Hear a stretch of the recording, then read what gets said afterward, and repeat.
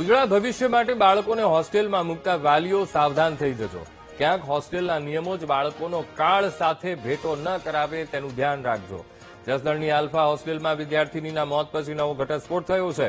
મૃત વિદ્યાર્થીની આયુષી બદલાણીયા સાથે અન્ય 40 વિદ્યાર્થીઓ પણ બીમાર પડ્યા હતા. બાળકો બીમાર પડ્યા છતાં સંચાલકોએ પરિવારને જાણ કરવાની તસદી નહોતી લીધી.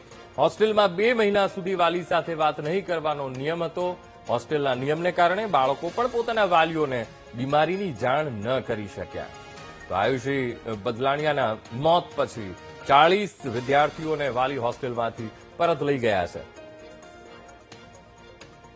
તો હોસ્ટેલના નિયમ ખૂબ આકરા રાખવામાં આવ્યા હતા, જેવા કે 2 મહિના સુધી વાલી સાથે વાત ન કરવી, અને એના કારણે પણ વિદ્યાર્થીઓ ક્યાંક ને ક્યાંક મૂંઝવણમાં હતા, અને જેના કારણે તે પોતાના વાલીને એ જાણ નહોતા કરી શકતા કે તેમની સ્થિતિ કેવી છે, તે કેવી સ્થિતિમાં જીવી રહ્યા છે.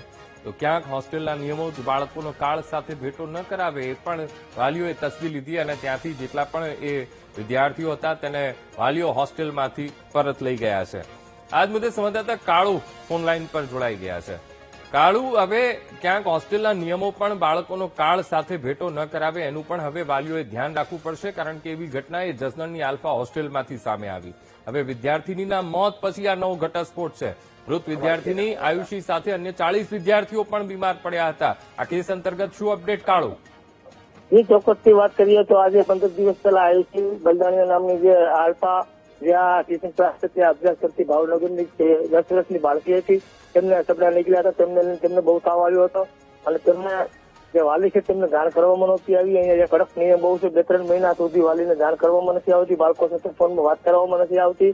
અને આજે આયુષી છે તે બીમાર હતી તો એમના વાલીને જાણ કરવામાં નહીં આવી, અને વધારે ગંભીર હાલતમાં એમને રાજકોટ જયારે લઈ ગયા ત્યારે તેમના વાલીને એમને 2.5 વાગે જાણ કરી હતી કે તમારી દીકરીને પગમાં દુખાવો થયો છે, એટલે અમે રાજકોટ લાવ્યા છીએ, તો તમારે આવવું હોય તો આવો, ન આવો તો ચાલશે. પણ જયારે તેમના વડીલ જે એના વાલી ક્યાં ગયા ત્યારે આજે દીકરી છે તે મરી ચૂકી હતી, અને તેમના વાલીઓ દ્વારા આક્ષેપ કરવામાં આવ્યા હતા કે બેદરકારીને લઈ અને આજે સ્કૂલ સંચાલક જયથી સંકળવાની ફૂલ બેદરકારીની હિસાબે એમની દીકરીનું મોત થયું હતું. તેમને જસદણ પોલીસ સ્ટેશનની અંદર ફરિયાદ નોંધાવી હતી.